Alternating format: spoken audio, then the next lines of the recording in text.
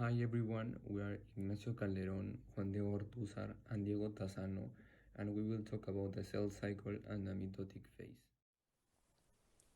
We all consist of a great many cells, but like all other organisms, we started life as a single cell. How did we go from a single cell into an organism with trillions of cells? After cells grow to their maximum size, they divide into two new cells. These new cells are small at first, but they grow quickly, divide, and produce more new cells. This process keeps repeating in a continuous cycle. For prokaryotic cells, the process is simpler than eukaryotic cells because most of the prokaryotic divide by the process of binary fission. In eukaryotic cells, the cell cycle is divided into interphase and mitosis. The cell cycle is a series of events that take place in a cell as it grows and divides. A cell spends most of its time in what is called interphase, and during this time it grows, replicates its chromosomes, and prepares for cell division. Then the cell leaves interphase, undergoes mitosis, and completes its division. Cellular cycle. All cells go through this process several times during their lifetime. The cellular cycle is a repeating series of events that include growth, DNA synthesis, and cell division. This process is different in prokaryotes and eukaryotes. As prokaryotes are simple organisms, the process is quite simple. The cell grows, its DNA is replicated, and the cell divides. In eukaryotes, the process is much more complicated as they are much more complex organisms. Binary fission. As I said before, cell division is different in prokaryotes and eukaryotes. And prokaryotes are simpler organisms, so the process is quite simple. The cell grows, its DNA is replicated, and the cell divides. Binary fission has only 3 steps. Step 1. DNA replication. Before the cell divides, its DNA is copied in this step. This results in 2 identical chromosomes instead of 1, which means that this step is necessary for each daughter cell to have their own chromosomes. Step 2. Chromosome segregation.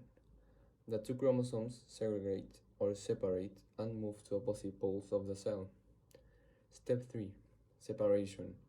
A new plasma membrane starts growing in the center of the cell, and the cytoplasm splits apart, forming 2 daughter cells which are genetically identical to each other and to the parent cell. The eukaryotic cell cycle has several phases, but it is organized into 2 major parts. One part of the process is called interphase, which contains 3 phases, G1, S, and G2. And the other part is mitosis, which contains 5 phases, explained later. Let's focus more on the interphase of the cellular cycle. During interphase, the cell grows, performs routine life processes, and prepares to divide. As you can see in the image, there's a phase called first growth phase, during which the cell grows while performing routine metabolic processes, makes proteins needed for DNA replication, and copies some of its organelles preparing for cell division. Normally, a cell spends most of its time in this phase. The second phase is called the synthesis phase. During this phase, the DNA of the cell is copied in the process of DNA replication. The third phase is the second growth phase, in which the cell prepares to divide. For example, it makes more proteins and organelles. What controls the cell cycle? It is interesting how the cell knows when to grow, synthesize DNA, and prepare to divide.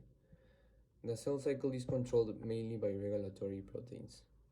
These proteins send signals to the cell to start or delay the next part of the cell cycle and make sure that the cell finishes the previous phase before moving to the next one. Regulatory proteins control the cycle in specific checkpoints, as you can see in this picture. The G1 checkpoint makes the decision of whether or not the cells should divide. The G2 checkpoint determines if the DNA has been properly copied. And the metabolic spindle checkpoint happens at the point of metaphase where all chromosomes should be aligned. What would happen if the cell cycle is not correctly regulated? If the cell cycle is no longer regulated and the cell's DNA becomes damaged, cancer occurs. Cancerous cells are those who divide much faster than normal cells and form a mass of abnormal cells called tumors. The cells that divide faster take up nutrients and space that normal cells need. This disease may happen when the organism is exposed to radiation or toxic chemicals and can damage tissues, organs, and eventually lead to death. A good thing is that it can be treated and can be cured. Mitotic phase. The mitotic phase is a multi-step process during which the duplicate chromosomes are aligned, separate, and move into two new identical daughter cells. The first portion of the mitotic phase is called mitosis. Mitosis actually occurs in four phases. The phases are called prophase, metaphase, anaphase, and telophase. The second portion of the mitotic phase is called cytokinesis. It is the physical separation of the cytoplasmic components into two daughter cells. Prophase. The first and longest phase of mitosis is prophase. During prophase, chromatin condenses into two chromosomes and the nuclear envelope or membrane breaks down, and the centrioles move as spindles start to form between them. The nucleus disappears and the centrosomes begin to move to opposite poles of the cells. Microtubules that will eventually form the mitotic spindle extend between the centrosomes, pushing them farther apart as the microtubule fibers lengthen. The sister chromatids begin to come metaphase. During metaphase, all the chromosomes are aligned on a plane called the metaphase plate, or the equatorial plane, midway between the two poles of the cell. The sister chromatids are still tightly attached to each other by the coherent proteins. At this time, the chromosomes are maximally condensed. Anaphase.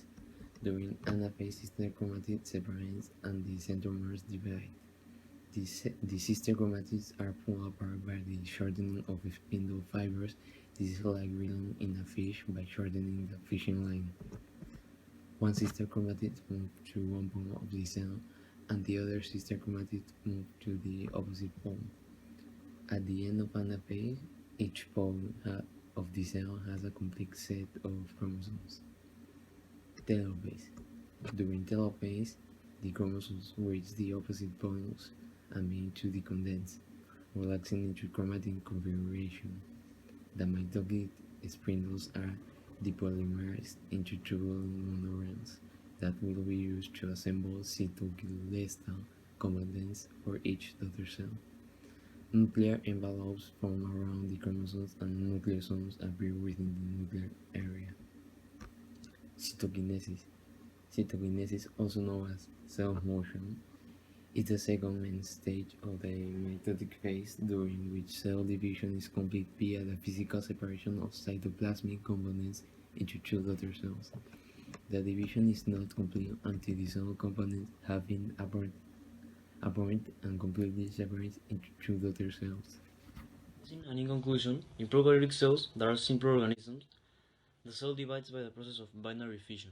In this process, an organism duplicates its genetic material and then divides into two new parts, which each new organism receives one copy of DNA.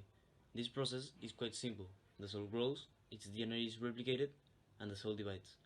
In eukaryotic cells, the cell cycle is divided into two major processes, or phases: interphase and mitosis, also called mitotic phase.